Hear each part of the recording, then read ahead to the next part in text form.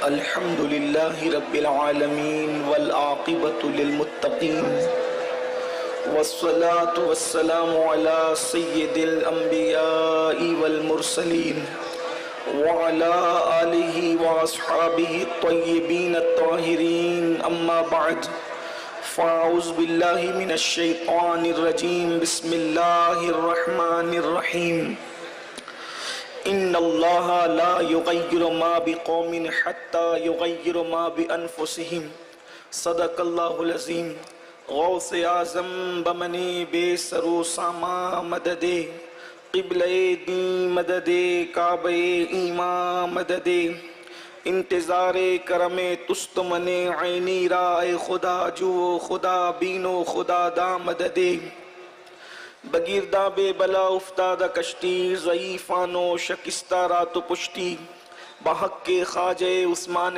ہارون مدد کن یا معین الدین چشتی مدد کن یا معین الدین چشتی مدد کن یا معین الدین چشتی انتہائی احترام و عقیدت کے ساتھ اپنے اور ساری کائنات کے مرکز عقیدت انیس بے کساں چارہ ساز درد منداں ہم غریبوں کے غم گسار ہم فقیروں کی ثروت شہر یار ارم تاجدار حرم نوبہار شفاعت شب اسرا کے دولہا نوشے بزم جنت دانائے سبل مولائے کل ختم الرسل خسرویں خوباں سیاح لامکاں وجہ کن فکاں در اللہ المکنون سر اللہ المخزون عالم ما کانا وما یکون آب و گل انبیاء جانو دل اصفیاء مطلع ہر سعادت مقطع ہر سیادت خلاصہ کائنات فخر موجودات حضور مد مجتبی محمد مصطفیٰ ارواحنا فدا صلی اللہ تعالی علیہ وآلہ وصحبہ وبارک وسلم کی بارگاہ بے کس پناہ میں جس طریقے سے پڑھاؤں بلند آواز سے میرے ساتھ مل کر پڑھیں الصلاۃ والسلام علیک یا رسول اللہ الصلاۃ والسلام علیک یا نبی اللہ الصلاۃ والسلام علیک یا حبیب اللہ وَعَلَىٰ آلِكَ وَأَصْحَابِكَ يَا نُورَ اللَّهِ صلی اللہ تعالی علیہ وسلم نعمتیں بانٹتا جس سمت وہ ذیشان گیا نعمتیں بانٹتا جس سمت وہ ذیشان گیا ساتھ ہی منشی رحمت کا قلم دان گیا لے خبر جلد کے غیروں کی طرف دھیان گیا میرے مولا میرے آقا تیرے قربان گیا دل ہے وہ دل جو تیری یاد سے معمور رہا سر ہے وہ سر جو تیرے قدموں پہ قربان گیا آہ وہ آنکھ کے ناکام تمنا ہی رہی ہائے وہ دل جو تیرے در سے پر ارمان گیا انہیں جانا انہیں مانا نہ رکھا غیر سے کام انہیں جانا انہیں مانا نہ رکھا غیر سے کام للہ الحمد میں دنیا سے مسلمان گیا جانو دل ہوش و خرد سب تو مدینے پہنچے تم نہیں چلتے رضا سارا تو سامان گیا الحمدللہ 3 سال کی مدت کے بعد ایک مرتبہ پھر وادی نور میں ہم اور آپ الحمدللہ حضور اکرم صلی اللہ علیہ وآلہ وسلم کے کرم سے مرشدی سرکار غوث اعظم کی نظر عنایت سے ایک مرتبہ پھر وہی بہاریں اور وہی عاشقان رسول کا ہجوم مختصر سا وقت ہے عصر کا وقت قریب ہے اور مجھے حکم دیا گیا ہے کہ جس عنوان کے حوالے سے اسی پر میں نے ایک آیہ کریمہ کے ایک حصے کی تلاوت کرنے کا شرف حاصل کیا ہے اللہ تبارک و تعالی مجھے حق کہنے اور آپ سب کو حق سن کر اس پر عمل کرنے اور اسے عام کرنے کی توفیق عطا فرمائے ویسے ہمارے منبر پر بڑے بڑے علماء خطبہ یہاں پر موجود ہیں اور آپ ان سب کو جانتے ہیں وہ میں ان کے نام کی برکت حاصل کرنا چاہتا ہوں لیکن عصر کا وقت بالکل قریب ہے اس لیے 2 مصرے اپنے بزرگوں کی نظر کرتا ہوں یہ بزم میں ہے جام جم نہیں یہ بزم میں ہے جام جم نہیں، یہاں کوئی کسی سے کم نہیں۔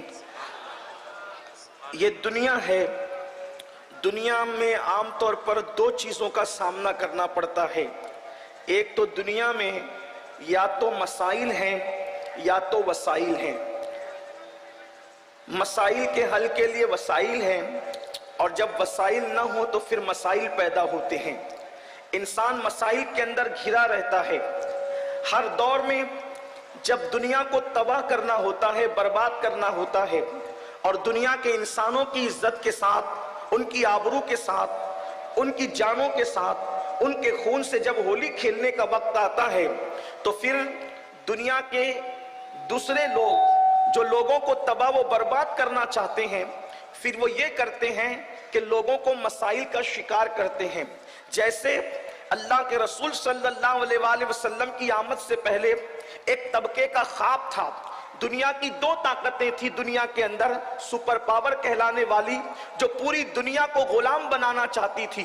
اس لیے دنیا کے اندر انہوں نے بے شمار مسائل پیدا کر رکھے تھے، مگر اللہ کے رسول صلی اللہ علیہ وآلہ وسلم جب اس فرش خاک گیتی پر تشریف لائے تو اللہ کے رسول صلی اللہ علیہ وآلہ وسلم نے اپنے اشارے ابرو سے اور اپنی عظیم محنتوں سے میرے آقا علیہ الصلوۃ والتسلیم نے اللہ اکبر دنیا سے مسائل کا خاتمہ فرمایا، اور وہ قوم جو نمک اور کافور میں فرق نہیں کر سکتی تھی اس کو خدا کی پہچان عطا فرمائی۔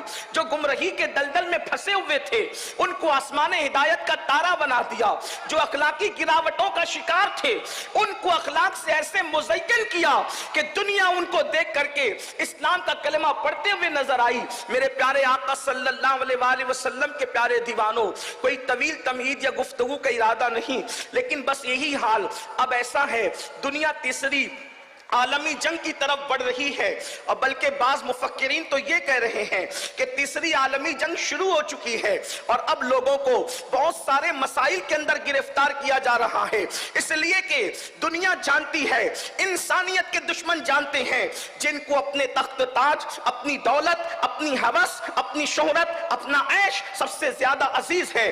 یہ اسلام کے نہیں صرف بلکہ پوری انسانیت کے دشمن ہیں، اور انسانیت کے دشمن جانتے ہیں جب تک لوگوں کو مسائل میں گرفتار نہیں کرو گے اس وقت تک ان کی عزت سے، ان کے خون سے، ان کی جان سے ہولی نہیں کھیلی جا سکتی۔ اللہ اکبر، اتنے مسائل ہیں کہ اگر مسائل کا تذکرہ کیا جائے تو اس کے حل پر کوئی گفتگو نہیں ہو سکتی، لیکن آج مجھے جو حکم ہے عصر جدید کے یا دور جدید کے جو ہے تین اہم مسائل پر گفتگو کرنا ہے، اور ساتھ ہی اس کا حل بھی آپ کی خدمت میں پیش کرنا ہے۔ میرے پیارے آقا صلی اللہ علیہ وسلم کے پیارے دیوانوں، جب بھی دنیا کو تباہ کرنے کا پلان بنتا ہے مسائل میں گرفتار کرتے ہیں۔ آپ دیکھیں ہلاکو اور چنگیز خان کا دور سوشل میڈیا کا دور تو نہیں تھا، الیکٹرانک اور پرنٹ میڈیا کا اس طرح کا دور بھی نہیں تھا، لیکن جب انہوں نے لوگوں کے خون سے ہولی کھیلنا چاہی تو پہلے ماحول ایسا تیار کیا گیا کہ لوگ مسائل کا شکار ہوئے، اس کے بعد لوگوں کو تباہ کر دیا گیا، اور اب بھی حالات جو ہے اللہ اکبر اب تو بہت تیز رفتاری کے ساتھ گندگی پھیل رہی ہے۔ کیا مسائل ہیں؟ بہت سے مسائل ہیں، لیکن تین پر گفتگو کرنا ہے۔ نمبر ایک، سب سے بڑا مسئلہ اللہ اکبر اس وقت کسی ایک ملک کا نہیں، کسی ایک ریاست کا نہیں، کسی ایک خطے کا نہیں، کسی ایک قبیلے کا نہیں، بلکہ اللہ اکبر پوری دنیا کا یہ مسئلہ یہ ہے۔ آج پوری دنیا کو غربت کے دلدل میں ڈھکیلنے کی کوشش کی جا رہی ہے، اس لیے کہ دنیا جانتی ہے جب تک لوگوں کو غریب نہیں کریں گے ان کی آبرو نہیں خرید سکتے، ان کا ایمان نہیں خرید سکتے، ان کا عقیدہ نہیں خرید سکتے۔ میرے پیارے آقا صلی اللہ علیہ وآلہ وسلم کے پیارے دیوانوں، اس لیے بڑی تیزی کے ساتھ الگ الگ نام پر، کبھی بیماریوں کے نام پر، کبھی وباؤں کے نام پر، کبھی جنگوں کے نام پر، کبھی کسی نام پر لوگوں کو غربت کی چکی میں پیسنے کی کوشش کی جا رہی ہے۔ یاد رکھیے اسلام غربت کو بری نظر سے نہیں دیکھتا، بلکہ اسلام اس غربت کو اچھی نظر سے دیکھتا ہے جس غربت کے اندر شکر ہو، جس غربت کے اندر پاک دامنی ہو، جس غربت کے اندر استقامت ہو، جس غربت کے اندر اللہ اکبر اپنے ایمان اور عقیدے کی حفاظت ہو۔ اگر غربت ایسی ہے تو اسلام جو ہے اللہ اکبر ایسی غربت کی یہ شان بیان کرتا ہے۔ اللہ کے رسول صلی اللہ علیہ وآلہ وسلم نے فرمایا دنیا کے مالداروں سے 5 500 سال پہلے اللہ غریبوں کو جنت عطا فرمائے گا۔ ایک حدیث پاک کا مفہوم ہے قیامت کے دن ان لوگوں کو بادشاہ کی حیثیت دی جائے گی، بلکہ جنت کا بادشاہ قرار دیا گیا ہے جو غربت کے اندر شکر سے کام لیتے ہیں، پاک دامنی سے کام لیتے ہیں، نگاہوں کے اندر تقدس ہوتا ہے، رب تبارک و تعالیٰ کا شکوہ نہیں کرتے۔ مگر یاد رکھیں اب کوئی غربت کی اس فضیلت کو سن کر یہ نہ سوچے کہ پھر ہمیں تو غریب ہی رہنا ہے، جیسے کہ ہمارے یہاں کچھ تنظیمیں نماز کے نام پر شروع ہوئی 1857 کے بعد انگریز کی پیدا کی ہوئی نوزائیدہ جماعتوں نے الگ الگ انداز سے مسلمانوں کو گمراہ کرنا شروع کیا کہ جب رسول اللہ غریب تھے تو مسلمانوں کو مالداری سے کیا کام، جب سیدہ فاطمہ کے گھر چولہا نہیں جلتا تھا تو پھر یہ کیا اور وہ کیا۔ اللہ کی عزت کی قسم ہم سنیوں کے عقیدے میں رسول اللہ کوئی غریب نہیں ہے، واللہ ہمارا عقیدہ تو یہ ہے دنیا کا سب سے مالدار اگر کوئی انسان ہے تو وہ ہمارے نبی کی ذات ہے۔ اس کی وجہ یہ ہے کسی کے ملک میں کسی کے قبضے میں ایک ریاست ہے، کسی کے قبضے میں ایک ملک ہے، کسی کے قبضے میں 2 ملک ہے، لیکن میرے نبی وہ نبی ہیں اللہ اکبر کہ خالق کل نے آپ کو مالک کل بنا دیا، دونوں جہاں ہے آپ کے قبضہ و اختیار میں۔ اللہ کی نعمتیں جو تقسیم ہوتی ہے نعمتیں خدا کی ہے اور تقسیم کرنے والے ہاتھ مصطفیٰ جان رحمت کے ہیں۔ اسی لیے میرے آقا نے فرمایا واللہ یعطی انما انا قاسم، اللہ مجھے عطا کرتا ہے اور میں تقسیم کرتا ہوں۔ اسی کو میرے امام کہتے ہیں کون دیتا ہے دینے کو منہ چاہیے، دینے والا ہے سچا ہمارا نبی۔ میرے کریم سے گر قطرہ کسی نے مانگا دریا بہا دیے ہیں، دربے بہا دیے ہیں، پیٹ پہ پتھر باندھنا اختیاری تھا، میرے آقا نے پیٹ پہ پتھر بھی باندھے اور بکری کا گوشت بھی کھایا تاکہ وہ رسول نہ صرف غریبوں کے تھے نہ صرف مالداروں کے تھے۔ فاقہ اس لیے کیا کہ اگر فاقے کی نوبت آئے تو میری سنت سمجھ کر کے فاقہ کر لینا، اور جب اللہ عطا کرے تو میری سنت سمجھ کر گوشت بھی کھا لینا۔ میرے امام کہتے ہیں آسمان خان زمین خان زمانہ مہمان صاحب خانہ لقب کس کا ہے تیرا تیرا۔ تو یاد رکھیں لوگ کہتے ہیں کہ جب غربت اسلام کا مقدر ہے، غربت اسلام کا کوئی مقدر نہیں۔ سب سے زیادہ اگر مدینہ منورہ میں کسی کے پاس زمین تھی تو اللہ کے رسول علیہ السلام کی زمین تھی۔ آپ جا کر سیرت پڑھیں، حضور علیہ السلام نے پیون کا لباس بھی پہنا اور کبھی کبھی 27 اونٹ کی قیمت دے کر ایک جبہ بھی خریدا۔ اس کا مطلب یہ ہے کہ پیون کا اس لیے پہنا کہ اگر غربت آ جائے تو تیرے پیون پر رسول اللہ نے اپنی سنت کا پردہ ڈال دیا ہے۔ یہ مطلب نہیں کہ کوئی محفل میں پیون والا پہن کر کے آئے گا تو لوگ اس کی غربت کا مذاق اڑائیں گے، بلکہ اللہ کے رسول نے پیون والا پہن کر غریبوں کے لیے سنت بنا دی۔ اور اگر کوئی قیمتی پہن کے آئے گا تو کوئی اس کو مغرور نہ کہے، 27 اونٹ دے کر کے جبہ خرید کر قیمتی پہننا بھی اپنی امت کے لیے سنت بنا دیا۔ تو اب غربت مسلط کی جا رہی ہے، اور غربت اللہ کے رسول علیہ السلام فرماتے ہیں کبھی کبھی انسان کو کفر تک لے جاتی ہے۔ غربت کی وجہ سے لوگ کفر تک بک دیتے ہیں۔ یہ لوجوں میں بکنے والی بچیاں، ارتداد کا فتنہ، ایمان پر منڈلاتے ہوئے خطرات، اس میں سب سے بڑی وجہ ایک غربت بھی ہے۔ غربت کی چکی میں لوگ پس رہے ہیں۔ اس لیے میں بہت طویل میں عرض کر چکا ہوں کہ عصر کا وقت قریب ہے، جلدی سے اپنی گفتگو کو شارٹ کر کے مکمل کرنا ہے۔ غربت کی چکی میں لوگ پس رہے ہیں، ایمان خطرے میں، عقیدہ خطرے میں، عزت خطرے میں، آبرو خطرے میں، جان خطرے میں۔ امام سفیان ثوری رضی اللہ تعالیٰ عنہ فرماتے ہیں اپنی تجوریوں سے مال نکال کر بازاروں میں لگاؤ، تجوریوں میں مال رکھنے کی بجائے مارکیٹ میں لگاؤ، کیونکہ آدمی مالدار نہیں ہوگا تو زکوٰۃ کیسے دے گا، مالدار نہیں ہوگا تو مسجدیں کیسے بنے گی۔ کبھی کبھی لوگ مالداروں کی اتنی مذمت کرتے ہیں کہ ایسا لگتا ہے کہ انسان کو صرف 2 چادروں پہ زندگی گزارنا چاہیے۔ ایسا نہیں ہے، آپ سے میں عرض کرنا چاہتا ہوں، اگر بلال حبشی جیسی ہستی نے مال کی قلت کی وجہ سے عشق مصطفیٰ کی بنیاد پر اگر جنت کا مژدہ سنا ہے، تو عثمان غنی جیسے مالدار نے اپنے مال کی بنیاد پر رسول اللہ سے 2 مرتبہ جنت خریدنے کا شرف حاصل کیا ہے۔ اور یہ بھی شان مصطفیٰ ہے، غریب کو بھیک میں جنت دی اور مالدار کو بیچ کر جنت دی، اور بتا دیا اللہ اکبر کہ میں صرف بانٹنے والا نہیں ہوں بلکہ بیچنے والا بھی ہوں، اور بیچتا وہی ہے جس کو مالک بنا دیا جاتا ہے۔ تو آقا کو عطا اس طرح کیا گیا کہ خالق کل نے آپ کو مالک کل بنا دیا۔ جہاں بانی عطا کر دے، بھری جنت ہبا کر دے، نبی مختار کل ہے جس کو جو چاہے عطا کر دے، نبی مختار کل ہے جس کو جو چاہے عطا کر دے، اور جہاں میں ان کی چلتی ہے وہ دم میں کیا سے کیا کر دے، زمین کو آسماں کر دے، سریا کو سرا کر دے۔ آؤ غربت کا خاتمہ کیسے ہو، اس پر چند چیزیں۔ نمبر 1، غربت کے خاتمے کی کوشش کرنا ہے، بالخصوص نئی جنریشن کو، نئی نسل کو۔ لوگ کہتے ہیں غربت جب رسول اللہ نے پسند کی تو ہم کیوں غربت سے نکلے؟ ہم نے کہا بیماری بھی تو پسند کی، لیکن ساتھ میں یہ بھی کہا بیمار پڑو تو بیمار مت پڑے رہو، بلکہ بیمار پڑو تو بیماری کا علاج کرو۔ بیماری آ جائے شکر کرو، شکوہ نہ کرو، علاج کرو۔ ایسے ہی غربت آ جائے شکوہ نہ کرو، اس کا علاج کرو۔ غربت کا علاج کیا ہے؟ نمبر 1، مسلمان تجارت کی طرف توجہ دیں، ہم تجارت کریں۔ مزدوری کو اسلام نے پسند نہیں کیا۔ اسلام ہمیں مزدور بنانے نہیں بلکہ اسلام ہمیں تاجر بنانے کے لیے آیا، اسلام ہمیں مالدار بنانے کے لیے آیا۔ آپ کو نہیں پتا اللہ کے رسول کی محنتوں نے اتنا مالدار کر دیا تھا کہ جب بحرین سے حضرت ابو ہریرہ آئے تو بیت المال کے لیے 7 لاکھ درہم لے کر کے آئے اپنے ساتھ۔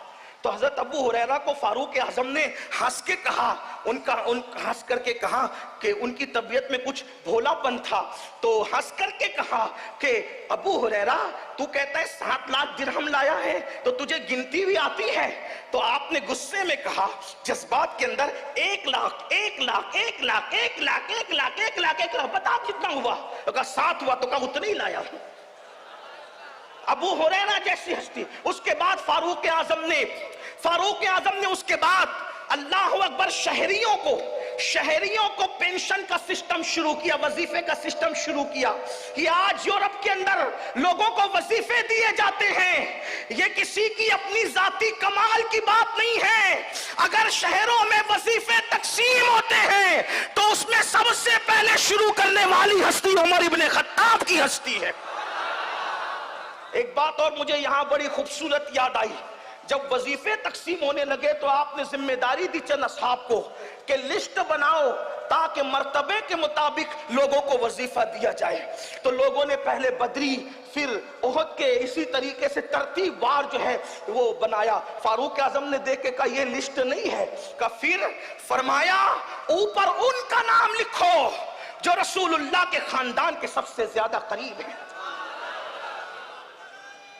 پہلے اہل بیت کے نام لکھوائے اور فرمایا جس کا رشتہ نبی سے جتنا قریب ہے اس کو اتنا زیادہ حصہ دیا جائے گا، اور ازواج مطہرات کو سابقون الاولون مجاہدین کے برابر وظیفہ عطا کر کے بتایا کہ صحابہ وہ تھے جن کے دلوں میں اہل بیت سے نفرت نہیں تھی، بلکہ صحابہ تو تھے وہ جنہوں نے سب سے زیادہ اہل بیت سے محبت کی ہے، اور اہل بیت سے جتنی محبت اصحاب مصطفیٰ نے کی ہے 14ویں صدی میں کوئی اس کا تصور نہیں کر سکتا۔ یہ فاروق اعظم رضی اللہ تعالیٰ کا عشق رسول تھا۔ آپ نے پہلے اپنے آقا کی اہل بیت کو سامنے رکھا۔ بہرحال تو میں عرض یہ کر رہا تھا، پہلے نمبر پر مسلمان تجارت کو فروغ دیں، تجارت کریں۔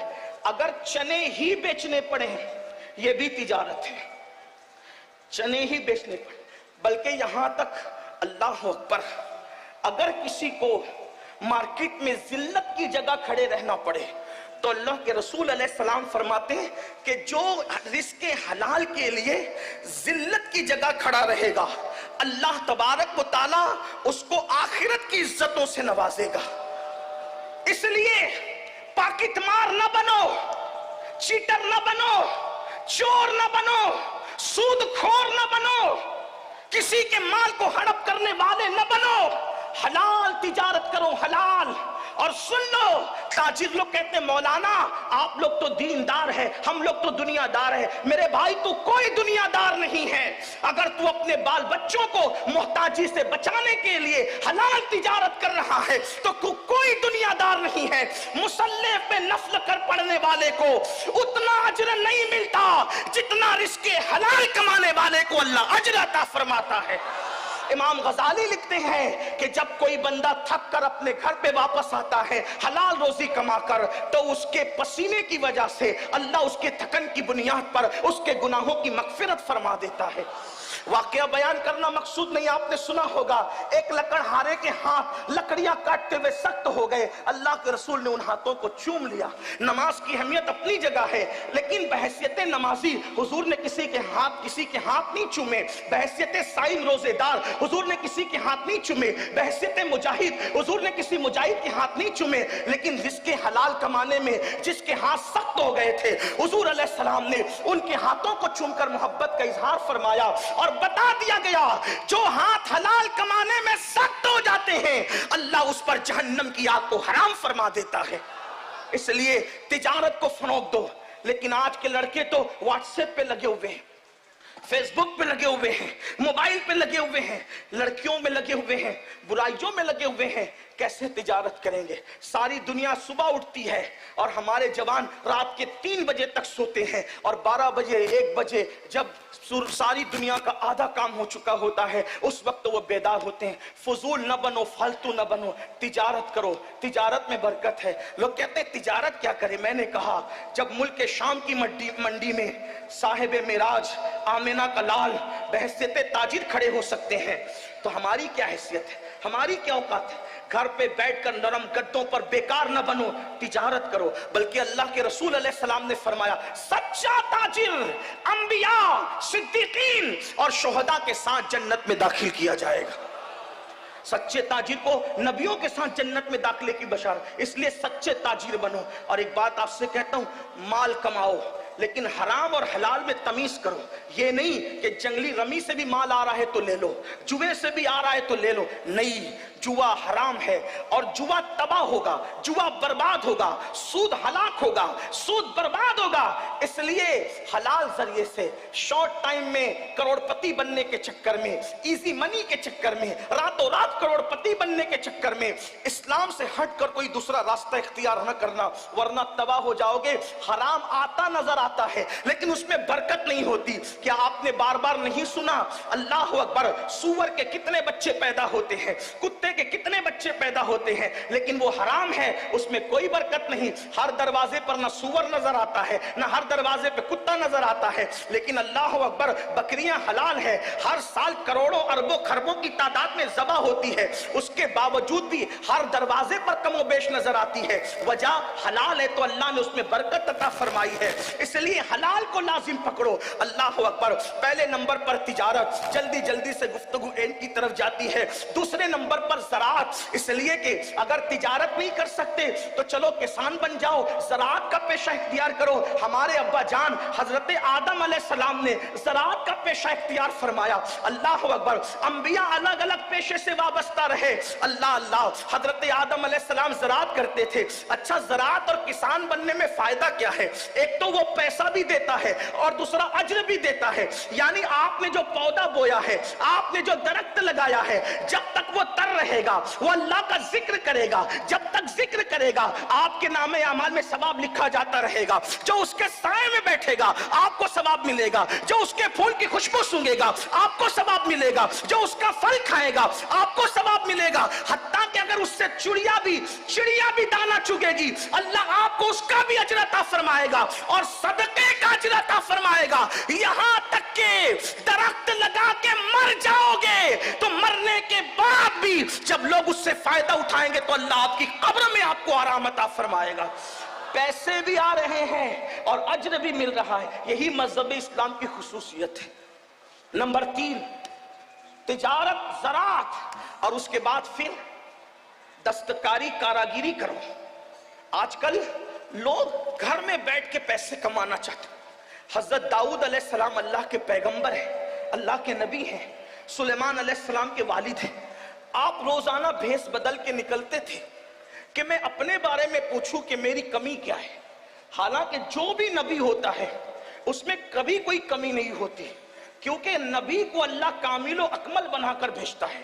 چاہے اس کا نسب ہو, چاہے اس کا حسن ہو, چاہے اس کا علم ہو, چاہے اس کا تقوی ہو, اس کا بولنا ہو, چلنا ہو, پھرنا ہو, معصوم ہوتا ہے نبی.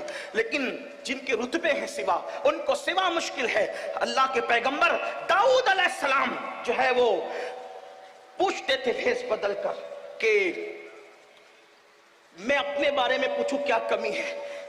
جس سے ملتے تھے سب کہتے تھے کیا پیغام, کیا انسان ہے, کیا ہستی, سب تعریف کرتے تھے. لیکن آپ مطمئن نہیں ہوتے تھے, کچھ تو ہے, کچھ تو ہے. ایک دن اللہ نے جبریل علیہ السلام کو بھیجا, کہا آپ جاؤ اور بتاؤ, آئینہ دکھاؤ کیا کرنا ہے. حضرت جبریل آئے انسانی شکل میں, ان سے ملاقات ہوگی تو کہا داؤد کیسے؟ کہا آدمی بہت اچھا ہے لیکن اپنے ہاتھ کی کمائی نہیں کھاتا. آدمی بہت اچھا ہے مگر اپنے ہاتھ کی کمائی نہیں کھاتا. اگر اپنے ہاتھ کی کمائی کھائے تو پھر اور بات ہے.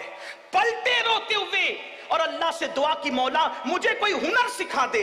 تو اللہ نے آپ کے ہاتھ میں لوہے کو ایسے نرم کر دیا جیسے عورتوں کے ہاتھ میں آٹا نرم ہوتا ہے, اور اللہ نے ان کو زرہ بنانے کا ہنر سکھایا. بادشاہ ہو کر بھی زرہ بناتے تھے اور بیچ کر کے اپنا جو ہے وہ رزق حاصل کرتے تھے. نبی زرہ بنا سکتا ہے, نبی زراعت کر سکتا ہے, نبی تجارت کر سکتے ہیں. ہمارے اندر کون سے سرخاب کے پر لگے ہیں کہ ہمیں شرم آتی ہے تجارت کے لیے, زراعت کے لیے؟ نہیں, آؤ غربت دور کریں, اور اس کے لیے کچھ اور طریقے. نمبر 1 کہ جو غریب لوگ ہیں ان کی غربت دور کرنے کے لیے اسلام نے زکوٰۃ کا نظام قائم کیا ہے. 2.5% زکوٰۃ اپنے مال سے ہر سال نکالو. آج مسلمان زکوٰۃ چور بھی ہوا ہے, نماز چور بھی ہے, زکوٰۃ چور بھی ہے. 1 پیسہ اگر زکوٰۃ کا بچا کے رکھو گے,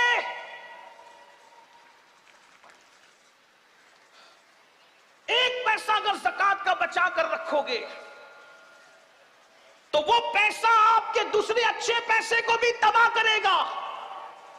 اور اگر زکوٰۃ دے دی, اللہ کے رسول علیہ السلام فرماتے ہیں جو اپنے مال کی پوری پوری زکوٰۃ ادا کرے, اللہ اس کے مال کو اپنے قلعے میں محفوظ کر لیتا ہے. مجھے بتاؤ, جس کا مال اللہ کے قلعے میں محفوظ ہو جائے پھر اس کے مال کو کون کیا کر سکتا ہے؟ لوگ کہتے ہیں میرا مال بیوپاری لے کر کے بھاگ گیا, ڈوب گیا, یہ ہوا وہ ہوا.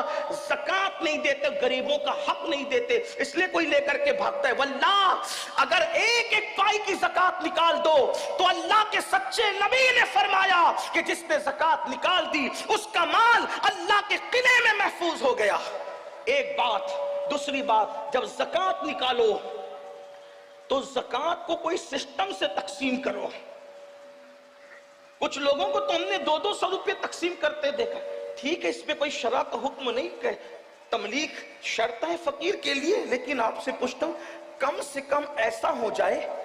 علماء کرام بیٹھے ہوئے, صرف اپنی اصلاح کی خاطر مشورہ دے رہا ہوں, آپ کی مشورہ ہے میرا کہ اپنی زکوٰۃ کو 3 حصوں میں تقسیم کریں اگر ہو سکے تو. نمبر 1, 1 حصہ اپنے رشتہ داروں میں تقسیم کریں. نمبر 2, 1 حصہ عام مسلمانوں میں تقسیم کریں. اور نمبر 3, 1 حصہ مدارس دنیا میں تقسیم کریں. اس سے یہ ہوگا کہ آپ کے رشتہ داروں کی غربت بھی دور ہوگی, عام مومنوں کی غربت بھی دور ہوگی, اور جو مدارس اسلامیہ جو دراصل ہمارے مذہب کی جان ہے, اللہ کے رسول علیہ السلام نے فرمایا العلم حیات الاسلام و عماد الدین, کہ علم اسلام کی زندگی ہے اور دین کا ستون ہے. جب تک کہ یہ مذہبی ادارے قائم ہیں انشاءاللہ ہمارا دین زندہ رہے گا. اس لیے ان کو بھی مضبوط کرنا ضروری ہے، لیکن اس کے لیے تھوڑی گزارش اتنی ہے کہ جہاں دے رہے ہیں وہاں آنکھ کھول کر کے دیکھو کہ کام ہو رہا ہے کہ نہیں ہو رہا ہے۔ اگر واقعی صحیح کام ہو رہا ہے، زمین پر ہے ادارہ تو ٹھیک ہے، اگر آسمانوں پر یا تصورات یا تخیلات میں ہے تو پھر آپ اس کے ذمہ دار ہیں۔ کچھ لوگوں کا حال یہ ہوتا ہے کام نہیں دیکھتے بلکہ جہاں نام ہوتا ہے وہاں دیکھتے ہیں، پھر چاہے وہ صحیح جگہ ہو چاہے غلط جگہ۔ اس میں بھی مجھے ایک بات یاد آتی ہے، دراصل پھر آپ کا بلکہ ہم بولنے والوں کا بھی کیا قصور۔ ایک شخص حضرت محبوب الہی کے پاس ہے، نظام الدین اولیاء، کہ حضور میری زکوٰۃ ہے اور آپ میرے مرشد ہیں، آپ نیک اللہ والے، جس کو چاہے دے دیں۔ لیکن وہ بھی اللہ والے تھے، وہاں لے کر کے جھولی میں ڈالنا تو تھا نہیں، انہوں نے ہاتھ بھی نہیں لیا۔ فرمایا بیٹا خانقاہ کے سامنے جا، پہلا جو بندہ نظر آئے گا اس کو دے دینا۔ تو دے دیا۔ وہ محبوب الہی کے بڑے نیک اور متقی مرید تھے، تو دوسرے کو رشک آیا، ارے اس کی زکوٰۃ تو بڑی صحیح جگہ گئی، تو دوسرا بھی لے کر کے آیا، سرکار میری بھی قبول کرے۔ میں جا پہلے خانقاہ کے دروازے پہ جو پہلے دکھے دے دینا۔ ایک شرابی ڈولتے ہوئے آ رہا تھا، حضرت کا حکم تھا دے تو دیا، منہ اتار کے آیا، کہا سرکار اس کی ایسی جگہ میری ایسی جگہ۔ آپ نے مسکرا کے کہا بیٹا میرا قصور کیا ہے، جیسا مال تھا ویسے کے پاس پہنچ گیا۔ بس اپنی زکاتوں کا بھی یہی حال ہے، جیسے کماؤ گے ویسے جھولی میں جائیں گے، اگر حلال کماؤ گے تو اچھے ہاتھوں میں پہنچے گی۔ یہ تو زکات کا معاملہ ہو گیا۔ اگر زکات کی وعید بھی بہت ہے نہیں دینے پر، میں اس پر بھی گفتگو نہیں کرتا، کیونکہ ابھی دو نکات پر اور گفتگو آپ سے کر سکتا ہے، کرنے کی سعادت حاصل کرنا ہے۔ میں جلدی سے چل رہا ہوں، حالانکہ اتنی جلدی سے چلنا میری اپنی ہی چاہے وہ یعنی کہ میرا اتنا علمی معیار بلند نہیں ہے کہ میں اتنی جلدی سے اپنی بات رکھوں، بلکہ میرا معاملہ آج اس وقت ایسا ہے جیسے کسان کا حال ہوتا ہے کہ وہ سورج دیکھ کر کے ہاتھ تیز کرتا ہے، ویسے میں بھی گھڑی پر توجہ کر کے اپنی بات تھوڑی سی تیز کرنا چاہتا ہوں، تاکہ اللہ کرے میرے دل کی بات کسی کے دل تک پہنچ جائے اور میرے لیے نجات کا سامان ہو جائے۔ حالانکہ یہاں تو ایک سے خطبہ مقررین شمس ملت علامہ شمس الدین جیسے اور حضرت علامہ اللہ بخش صاحب جیسے اور حضرت علامہ معین اعظمی صاحب جیسے ہمارے بڑے بھائی جناب بلبل باغ مدینہ قاری رضوان صاحب، علامہ عبدالرف صاحب، اور بھی ہمارے مولانا انصار صاحب، بڑے بڑے یہ شموس و اقمار ہے علوم و معارف کے، یہ یہاں جلوگر ہیں۔ ان کی موجودگی میں میرا بولنا ایسا ہی سورج کو چراغ نہیں، سورج کے سامنے اگربتی جلانے کے برابر ہے، لیکن میں بات جلدی سے پوری کرنا چاہ رہا ہوں۔ تو غربت کے لیے ایک تو زکوٰۃ ہو گئی، دوسری چیز آج مسلمانوں کی فکر یہ بن گئی کہ زکوٰۃ ہی میں سب نپٹانا چاہتے ہیں 2.5% میں، اس کے لیے بھی زکوٰۃ لے لو، اس کے لیے بھی زکوٰۃ لے لو، اس کے لیے بھی للہ رقم بھی تو نکالو، صدقہ نفلی صدقہ بھی تو نکالو۔ حدیث پاک میں آتا ہے تمہارا نفلی صدقہ جب تم کسی کو دیتے ہو، نفلی زکوٰۃ تو مستحقی کو دی جائے گی ورنہ ادا نہیں ہوگی، لیکن نفلی صدقہ سب کو دیا جا سکتا ہے۔ جب ہم نفلی صدقہ دیتے تو اس کی فضیلت یہ ہے کہ جس کو نفلی صدقہ دیتے ہو اس کے ہاتھ میں بعد میں آتا ہے، پہلے وہ اللہ کے دست قدرت میں پہنچتا ہے۔ نفلی صدقہ جو دیتا ہے اللہ اسے اچھی موت عطا کرتا ہے، بری موت سے اللہ بچاتا ہے۔ اس لیے صدقہ تو فرمایا اپنے بیماروں کا علاج صدقے سے کرو، اور نفلی صدقے میں امیر بلکہ مستحق غیر مستحق مت دیکھو۔ ایک مرتبہ ہمارے مرشد سرکار قطب الاقطاب غوث الاغواث شیخ الشیوخ غیاث القونین قطب العارفین سیدنا شیخ عبد القادر جیلانی غوث اعظم کی بارگاہ میں کوئی آ کے کہتا ہے مرشد لوگ میرے پاس صدقہ مانگنے آتے ہیں، اس میں مستحق بھی ہے غیر مستحق بھی ہے، میں کس کو دوں؟ فرمایا بیٹا ہم صوفی لوگ ہیں تمہیں یہی مشورہ دیتے ہیں کہ جو مستحق ہے اس کو بھی دے دیا کر، جو غیر مستحق ہے اس کو بھی دے دیا کر۔ اس کا فائدہ یہ ہوگا کہ تو جس چیز کا مستحق اللہ تجھے وہ بھی عطا کر دے گا، اور جو تو جس چیز کا مستحق نہیں ہے اللہ تجھے وہ بھی عطا کر دے گا۔ جب تو غیر مستحق کو دے گا تو اللہ تجھے بھی عطا فرمائے گا۔ اس لیے صدقے کو عام کریں، پھر اس کے بعد اور بھی غربت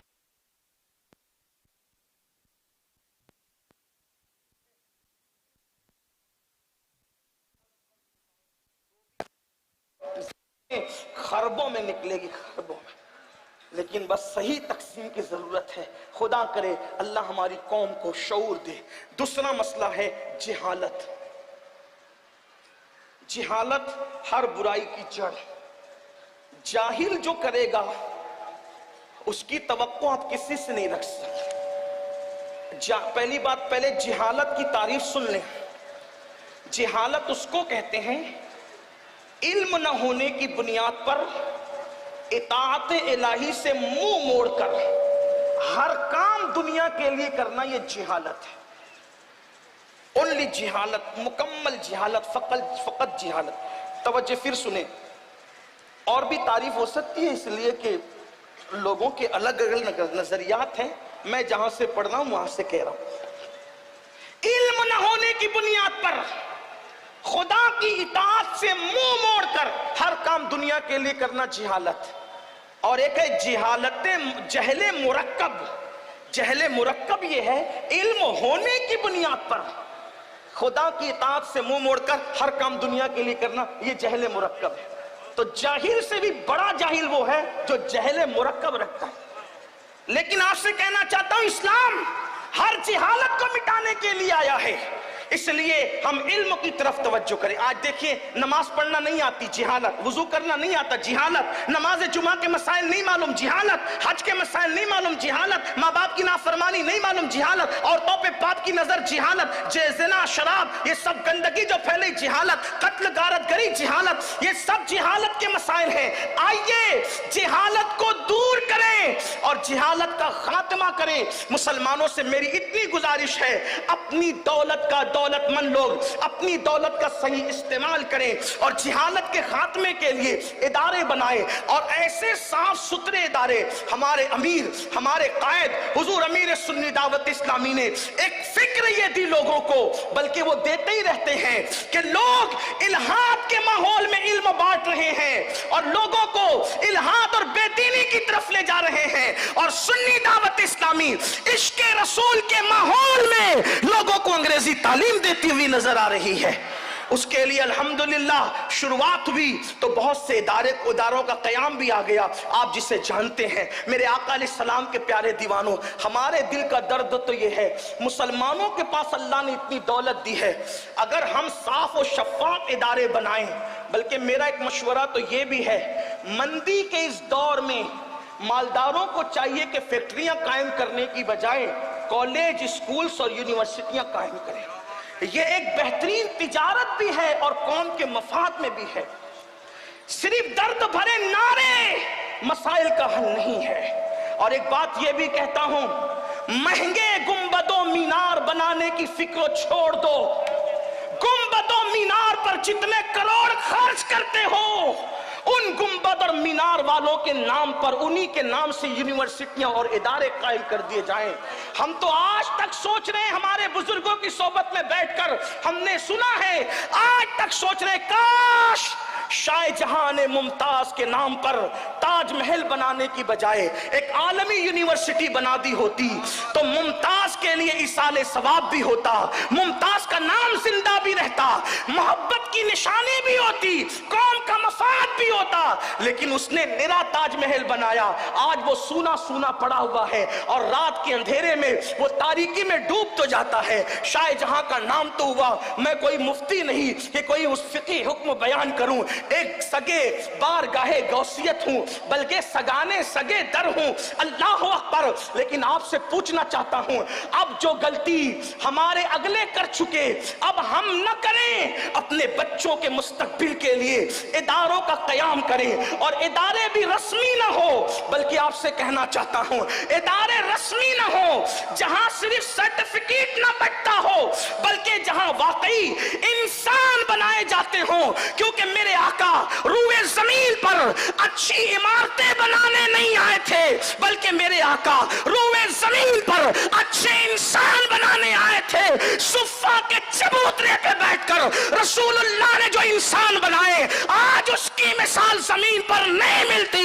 لاؤ ابو بکر صدیق جیسا انسان، لاؤ عمر ابن خطاب جیسا انسان، لاؤ عثمان غنی جیسا انسان، لاؤ مولا علی جیسا انسان، لاؤ سعید جیسا، سعد جیسا، طلحہ جیسا، زبیر جیسا، ابو ہریرہ جیسا، بلال حبشی جیسا، خالد ابن ولید جیسا، سعد ابن ابی وقاص جیسا، امیر حمزہ جیسا، مصعب ابن عمیر جیسا. اللہ اکبر. کہاں لا کر کے بتاؤ گے؟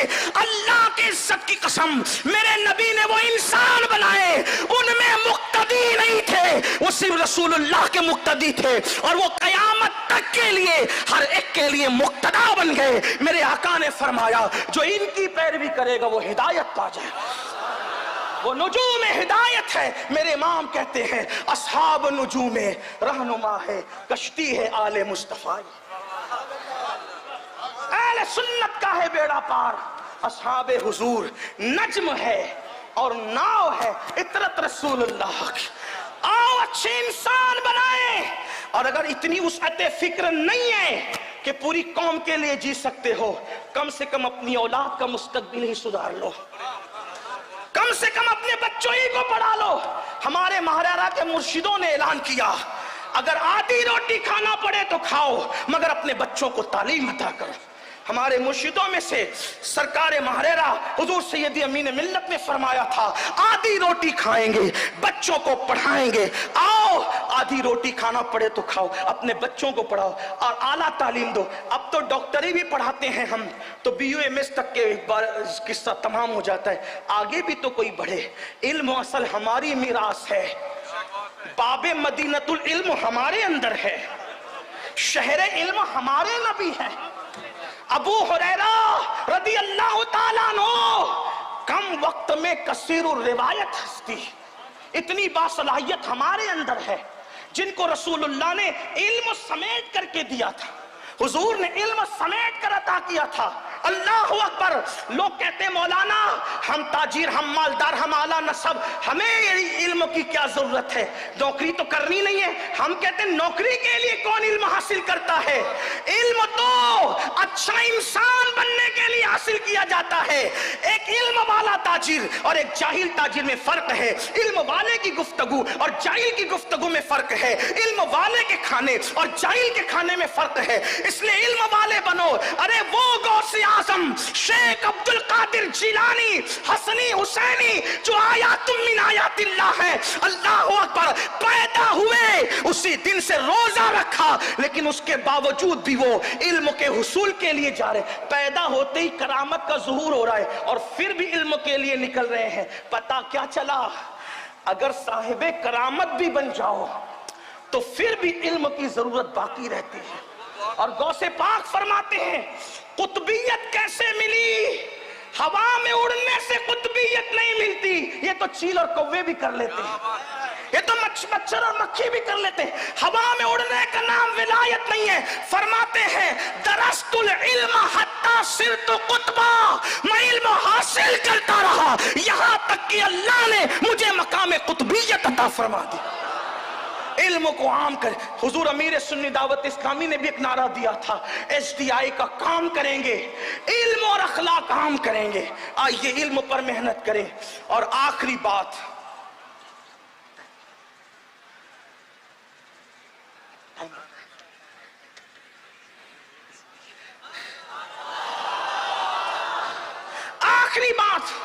غربت، جہالت، اور تیسری چیز فحاشی.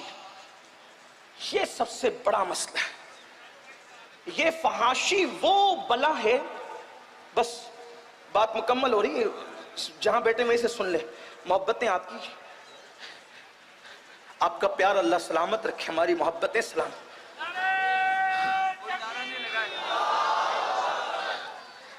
اگر ایک سیکنڈ بچا لو تو کام کا ہے. فحاشی دیکھو، غربت کی وبا میں امیر مبتلا نہیں. توجہ کرنا، فحاشی کتنی بڑی بری چیز ہے. غربت کی وبا میں امیر مبتلا نہیں، جہالت کی وبا میں علم والا مبتلا نہیں، لیکن فحاشی وہ بدترین تباہی ہے جس میں غریب بھی مبتلا، امیر بھی مبتلا، جاہل بھی مبتلا اور اہل علم بھی مبتلا، الا ماشاءاللہ، مگر اللہ جس کو بچا لے. فحاشی کیا ہے؟ فحاشی یہ ہے گندگی کو، فحاشی کیا ہے؟ گندگی کو، ناجائز چیزوں کو نافرمانی کے طور پر اریاں کرنا، اوپن کرنا، اس کو کہتے ہیں بے حیائی، فحاشی۔ اور اللہ سب سے بڑھ کر غیرت والا ہے، اس لیے اس نے فحاشی اور بے حیائی کو حرام کر دیا ہے۔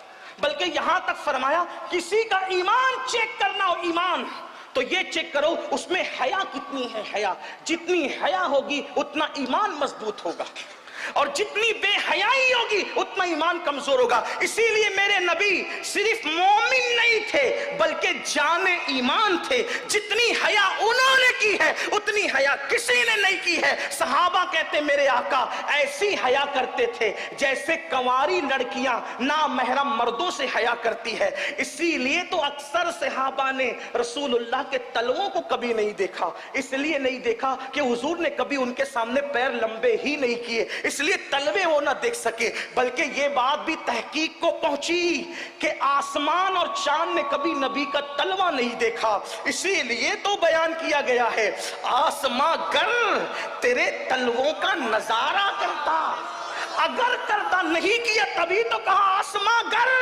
تیرے تلووں کا نظارہ کرتا، روز ایک چاند تصدق میں اتارا کرتا، چھپ گیا چاند نہ آئی تیرے دیدار کی تاب، سامنے گر کبھی ہوتا بھی تو سجدہ کر۔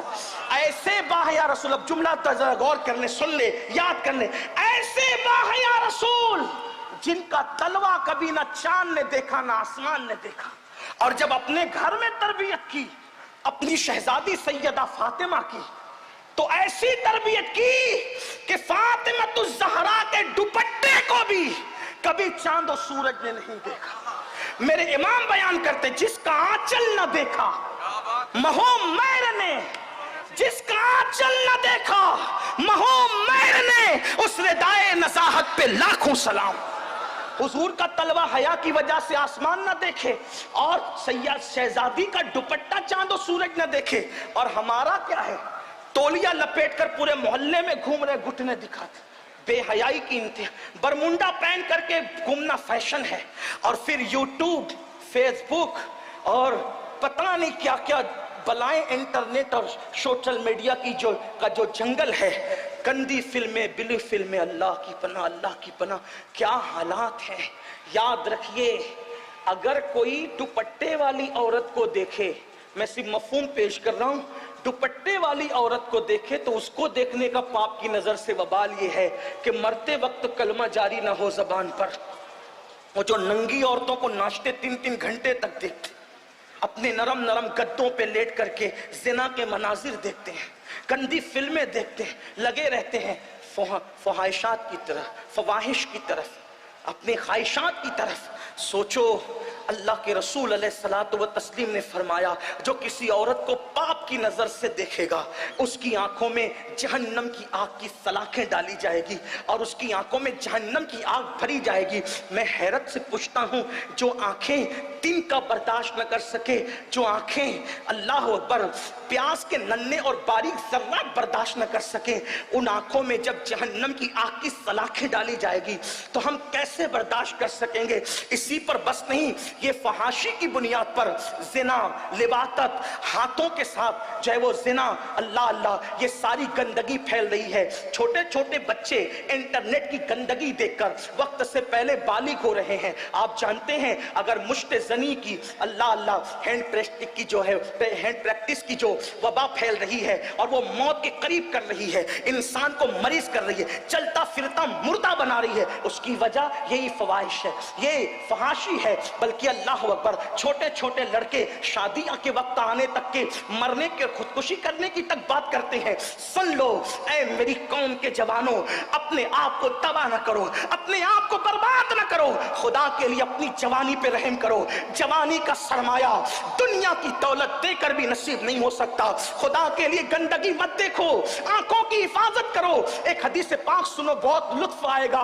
امام المتکلمین علامہ نقی علی خان اپنی کتاب میں لکھتے ہیں کہ میرے آقا علیہ السلام نے جنت نعیم کا ذکر کیا. صحابہ نے پوچھا یا رسول اللہ یہ جنت نعیم کس کو ملے گی؟ تو آقا فرماتے ہیں جو اپنی آنکھوں کی حفاظت کرے گا اللہ اس کو جنت نعیم میں بے حساب داخل فرما دے گا. بے حساب اس کو جنت نعیم میں داخلہ نصیب ہوگا.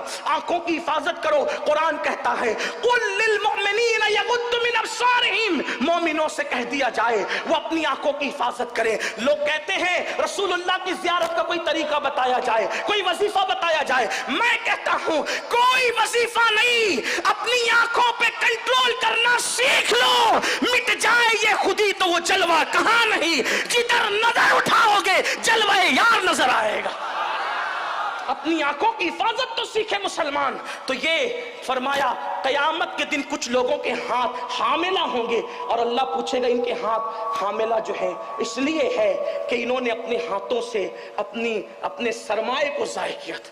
دوسری چیز زنا. بس دو باتیں، بات پوری. زنا. اللہ اکبر. اللہ کے رسول علیہ السلام فرماتے ہیں اللہ پاک ہر گناہ کی سزا آخرت میں دے گا. ہر گناہ کی سزا آخرت میں دے گا. لیکن زنا وہ چیز ہے، ظلم اور زنا، اللہ اس کی سزا دنیا ہی سے دینا شروع فرما دیتا ہے. لمحوں کے گناہوں نے صدیوں کی سزا پائی. اللہ کے رسول علیہ السلام فرماتے ہیں شادی شدہ عورت سے کوئی زنا کرے تو آقا فرماتے ہیں پوری امت پر جتنا عذاب ہوگا اس کا آدھا عذاب شادی شدہ عورت کے ساتھ زنا کرنے والے پہ ہوگا. آدھا، سب کے آدھا، پوری کائنات کے لوگوں کے آدھا عذاب شادی شدہ عورت سے زنا کرنے والے کے اوپر ہوگا. اور آقا فرماتے ہیں اس کو تارکول کا لباس پہنایا جائے گا، اس کو تانبے کی قمیص، پگھلی ہوئی قمیص پہنائی جائے گی اور اس کی شرمگاہ پر جہنم کی آگ دہکائی جائے گی. یہ تو بیان سے باہر ہے. اور تیسری چیز جو فحاشی کی وجہ سے سامنے آتی ہے وہ ہے بدفعلی. مردوں کا مردوں کے ساتھ بدفعل. اللہ کے رسول علیہ السلام نے فرمایا قیامت اس وقت تک قائم نہیں ہوگی جب تک کہ بدفعلی کی کثرت نہ ہو جائے. بزرگوں نے فرمایا اگر بدفعلی کرنے والوں کو دم نکل آئے تو تمہارا رستہ چلنا مشکل ہو جائے. بدفعل وہی نہیں ہے جو آخری اینڈ تک پہنچتے ہیں، دیکھنے والے بھی بدفعلی میں شامل ہے. مصافحہ گندی نیت سے کرنے والے بھی شامل ہے. گلے ملنے والے بھی گندی نیت سے، جو شہوت کے ساتھ گندی نیت سے ایک دوسرے سے ملتے ہیں. بلکہ اب تو بائک پر 4-4 5-5 ایسے چپک کر کے بیٹھتے ہیں کہ الامان والحفیظ. اس کا کوئی تفسیرہ نہیں. بزرگ بھی ہے، بچے بھی ہے، خواتین بھی سن رہی ہوگی. لیکن بس اتنا کہتا ہوں ایک حدیث سن لو دل کے کانوں سے. کل دوستی کی جاتی تھی ایک دوسرے کے سپورٹ کے لیے، کل دوستی کی جاتی تھی محبت کے لیے. آج خوبصورت لڑکوں سے دوستی کی جا رہی ہے. بلکہ قیامت کی نشانیوں میں سے ایک نشانی یہ ہے، میرے آقا فرماتے ہیں کہ لڑکوں پر ایسی غیرت کی جائے گی جیسے منگیتر سے غیرت کی جاتی ہے، منگیتر کے معاملے میں غیرت کی جاتی ہے. تو آج دوستیاں خوبصورت لڑکوں سے ہو رہی ہے تاکہ نظر کو کچھ لوگ جو بہت زیادہ تقوی کا لبادہ اوڑے ہوئے وہ نظر سے اپنی تسکین کرتے ہیں، کچھ ہاتھ ملا کے کرتے ہیں، کچھ گلے مل کے کرتے ہیں، اور آخری سٹیپ تک جو پہنچتے ہیں وہ تو اللہ کی پناہ. اللہ ہمیں اور ہماری قیامت تک نسلوں کو محفوظ رکھے. اتنا سن لے بس جو کرتے ہیں اللہ کرے ان کے کان تک یہ روایت پہنچے. اللہ اکبر. میرے آقا فرماتے ہیں کہ جو مرد کسی مرد پر بدفعلی کرتا ہے تو اس وقت حالت یہ ہوتی ہے کہ اللہ کا عرش کانپ جاتا ہے، خدا کے عرش پر کپ کپی طاری ہو جاتی ہے اور قریب ہوتا ہے کہ اللہ اس پر عذاب نازل کرے. تو فرشتے آسمانوں کا کنارہ پکڑ کر قل ہو اللہ کی تلاوت کرنے لگتے ہیں، اور جب تک کہ وہ تلاوت نہیں ترک کرتے، نہیں چھوڑتے، اس وقت تک جب تک خدا کا غضب ٹھنڈا نہ ہو جائے. جانور بھی یہ فعل نہیں کرتے. جانوروں میں صرف ایک جانور ہے جسے سور اور خنزیر کہتے ہیں، وہی یہ فعل بد کرتا ہے. شیطان نے سب سے پہلے یہ فعل سکھایا. میرے آقا علیہ السلام نے یہاں تک فرمایا جو بدفعلی کرنے والا، لواطت کرنے والا مرے گا، ایک لمحہ بھی قبر میں نہیں گزرے گا. اللہ ایک فرشتہ بھیجے گا جو پرندے کی شکل کا ہوگا، وہ اس کو اٹھائے گا اور اٹھا کر کے وہاں لے جا کر اس کو پھینک دے گا جہاں قوم لوط پر عذاب آیا تھا، اور وہ انہی کے ساتھ جہنم میں جلے گا. اور اس کا چہرہ قیامت کے دن سور کی شکل میں ہوگا. اللہ اکبر. یہ بھی میرے آقا فرماتے قیامت کے دن آدھے دھڑ والے یعنی بغیر سر کے بچے آئیں گے. اللہ فرمائے گا تم کون ہو؟ تو وہ کہیں گے کہ ہم وہ لوگ ہیں کہ ہمارے باپ نے بدفعلی کی تھی کسی مرد کے ساتھ اور کسی مرد کے پیچھے کے مقام میں ہمیں ڈال دیا تھا. آج ہمیں بدلہ چاہیے کہ اس نے ہمیں بغیر قصور کے کیوں دنیا سے آنے سے روکا. تو اس وقت اللہ فرمائے گا اس کو منہ کے بل گھسیٹتے ہوئے لعنت کرتے ہوئے جہنم میں لے کر کے جاؤ. دنیا ہی سب کچھ نہیں ہے. فحاشی کا خاتمہ کیا جائے. یاد رکھیے میں آپ سے عرض کرنا چاہتا ہوں اپنے بچوں کی شادیاں جلدی کرو, بیٹیوں کی شادیاں جلدی کرو, شادیوں میں تاخیر مت کرو. فرمایا حدیث پاک ہے کہ جس نے بیٹا بیٹی کی شادی میں جان بوجھ کے تاخیر کی اور وہ پھر زنا میں مبتلا ہو گئے تو اس کا ذمہ دار صرف بیٹا بیٹی نہیں بلکہ ماں باپ بھی ہے. کچھ لوگ کہتے ہیں ابھی میرا بچہ بڑا کہا ہوا تو بڑھا نہیں ہوگا تو وہ کب سے بڑا ہوگا. کوئی اپنے آپ کو بوڑھا سمجھنے کے لیے تیار ہے دنیا میں؟ تو یاد رکھیے کم از کم اپنے آپ کو بڑھا نہیں سمجھتے تو ان کو تو جوان سمجھ لو. اور بالغ ہو گئے تو شادی کی عمر ہو گئی. یاد رکھیے میرے آقا فرماتے ہیں 3 چیز میں تاخیر نہ کرو. نماز کا وقت ہو جائے تو تاخیر نہ کرو, تدفین کا وقت آ جائے تو تاخیر نہ کرو, جنازہ تیار ہو اور بیٹا بیٹی بالغ ہو جائے تو ان کے نکاح میں تاخیر نہ کرو, نکاح جلدی کرو. کچھ کہتے ہیں مولانا کھلائیں گے کیا کھلائیں گے کیا؟ میں کہتا ہوں اللہ کے رسول نے یہی تو فرمایا. جب نکاح کی فضیلت بیان کی وہ صحابہ نے کہا حضور ہم غریب ہیں رکھیں گے کیا کھلائیں گے کیا؟ تو آقا فرماتے ہیں نکاح کرو اللہ تمہیں مالا مال فرما دے گا. نکاح کی برکت سے مالا مال ہو جاؤ گے. لیکن نکاح اسی وقت کرنا جب کم سے کم بیوی کا نفقہ پورا کر سکتے ہو. ایسا نہ ہو کہ اس کے ساتھ جو ہے کھلواڑ ہو. اللہ تعالیٰ توفیق دے. میں نے جو ہے وہ کچھ وقت زیادہ لیا اس کے لیے معذرت کھاؤں. اللہ پاک سے دعا کرتا ہوں عمل کی توفیق دے. گفتگو کے درمیان اگر کوئی غلطی ہو میرا اللہ مجھے معاف کرے. اور آپ سے گزارش ہے آپ جہاں کہیں سے آئے ہیں جو پیغام پیش کیا گیا اس پر عمل کی کوشش کریں, اپنے علاقے میں نافذ کرنے کی کوشش کریں. استغفر اللہ ربی ان ربی لغفور الرحیم. السلام علیکم ورحمۃ اللہ.